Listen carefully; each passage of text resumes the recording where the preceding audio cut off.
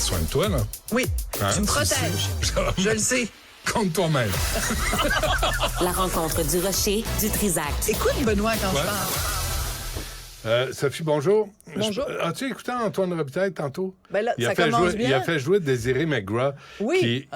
qui disait Parle-moi pas. qui disait qu'elle avait enseigné dans une école, puis elle entendait les gens, leur expérience de vie en Syrie, puis en Afghanistan, puis tu sais, comme un lien, là, un sous-texte là, qui dit Ouais, au faut Québec, expliquer. c'est pareil. C'est ça, c'est qu'en fait, Désirée McGrath qui se plaint, donc du Parti libéral, qui se plaint que dans son discours inaugural de la nouvelle session parlementaire, François Legault ait pas dit un mot en anglais. Ouais. Je m'excuse. Il y a quelque chose d'indécent dans le fait qu'au moment où tous les indicateurs sur le français au Québec sont au rouge, elle, sa priorité, c'est de dire l'anglais est menacé ou la minorité anglophone, leurs droits sont pas respectés. Ouais. Et méprisé, et trouve ça méprisant qu'il n'y ait pas un mot. Hey, c'est la seule province francophone au Canada. Oh, mais regarde.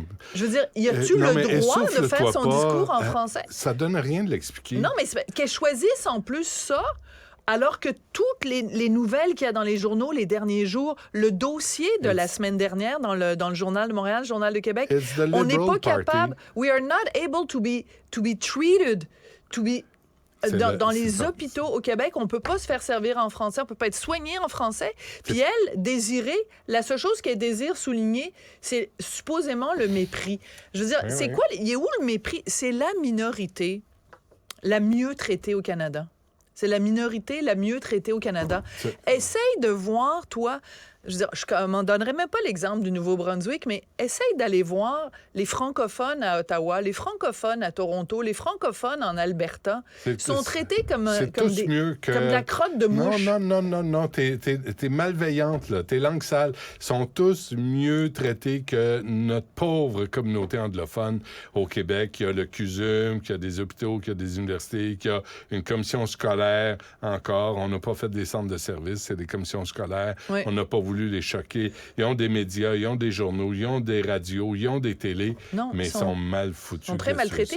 Et en plus, c'est complètement ridicule ce qu'elle dit. Parce que elle dit, c'est méprisant pour la minorité anglophone que dans son discours, il n'ait pas prononcé un seul quelques mots. Ouais. Bon. Or, on le sait, à chaque fois qu'il y a des journalistes anglophones, qui posent des questions, c'est jamais arrivé que le premier ministre ou un seul ministre refuse de répondre. Ils le font tout le temps quand il y a des points de presse, quand il y a des conférences de presse, quand il y a des scrums dans les corridors de l'Assemblée nationale. Mais pour rallier il le fait les gens, tout le temps. Sophie, tu le sais, tu joues à la victime. T'es une victime, t'es repoussé de la société dans laquelle tu vis, donc tu te renfermes sur toi-même, tu crées des ghettos, tu crées des gangs et tu deviens en conflit avec la société. Ouais. Les extrémistes religieux font ça, les intégristes linguistiques font ça, c'est toujours la même recette. Faut arrêter de mordre à l'hameçon. Alors, Mme McGrath, j'aimerais ça j'aurais préféré qu'elle réagisse à ceci. Donc, c'est sorti dans le Journal de Montréal. L'explosion, donc le nombre de plaintes pour services en anglais qui explose à l'Office québécois de la langue française, une augmentation de 80% par rapport à l'année dernière. Donc, est-ce que ça veut dire qu'il y a une augmentation parce qu'il y a juste plus de gens qui se plaignent, mais la situation en elle-même n'a pas changé, ou plus de gens se plaignent parce que réellement, il y a eu une augmentation du nombre de services en anglais? On essaye de l'expliquer en disant, il y a de plus en plus d'immigrants non permanents qui ne parlent pas français. La capacité de franciser ces gens-là n'est pas là. Tout ça est peut-être vrai, mais ça me sert à faire ma petite mise à jour annuelle où je dis aux gens, beaucoup de gens ne savent pas, et c'est important de le rappeler, l'OQLF se lève pas le matin en disant « je vais aller vérifier au dépanneur machin chose, puis je vais aller vérifier dans telle entreprise ». Se lève pas point. Ils se lèvent pas point. Ils ne réagissent qu'à des plaintes. Il faut que les individus... Donc, c'est une responsabilité citoyenne. Le fardeau de la preuve a été inversé dans ce cas-là. On ferait pas ça, mettons, pour le MAPAC. Là. Le MAPAC fait des visites surprises, etc. Bon. Alors, mais pour les citoyens, c'est de votre devoir. C'est de votre devoir comme francophone au Québec, ou même comme anglophone, si ça vous tente, de dire, quand vous n'êtes pas reçu en français dans un commerce, quand l'affichage n'est pas en français, quand il y a etc. C'est votre responsabilité à vous de faire ces plaintes-là à l'OQLF. Mais tu as vu, il y a eu un sondage Oui. comme quoi c'est trop long, Oui. c'est trop lent, c'est opaque. Je le sais.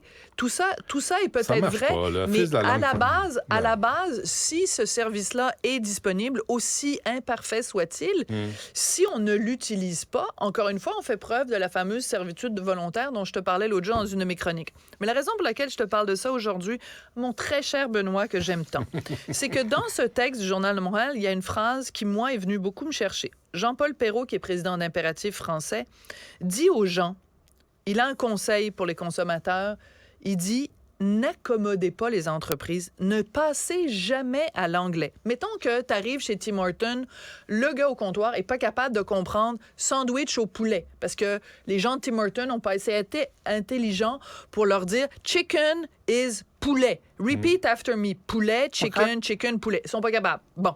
Alors, mettons que tu arrives chez Tim Hortons, le gars est pas capable de te servir en français. 99% des Québécois vont dire « Ah, it's okay, don't worry about it, I want a chicken sandwich. » Ben, ce qu'il dit, Monsieur Impératif français, c'est « S'il vous plaît, de grâce, ne faites pas ça. » Pourquoi? Je vais te lire la phrase exactement. Surtout, ne jamais passer à l'anglais, parce que si vous passez à l'anglais, vous offrez à l'établissement un service que lui devrait vous offrir.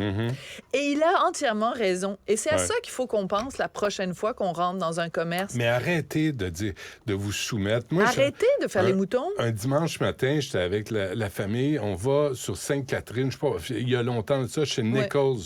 T'es accueilli en anglais. Je dis non, pas en anglais.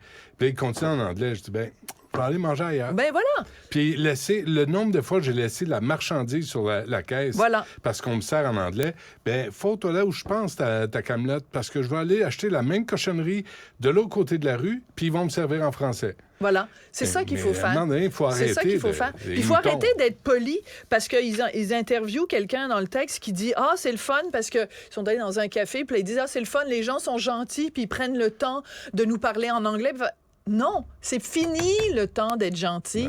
C'est le temps de faire valoir nos droits, parce que si on ne fait pas valoir nos droits, on va se faire encore plus manger la laine sur le dos. Welcome in Montreal. C'est de même ça marche. Sophie, merci. Merci. Joignez-vous à la discussion.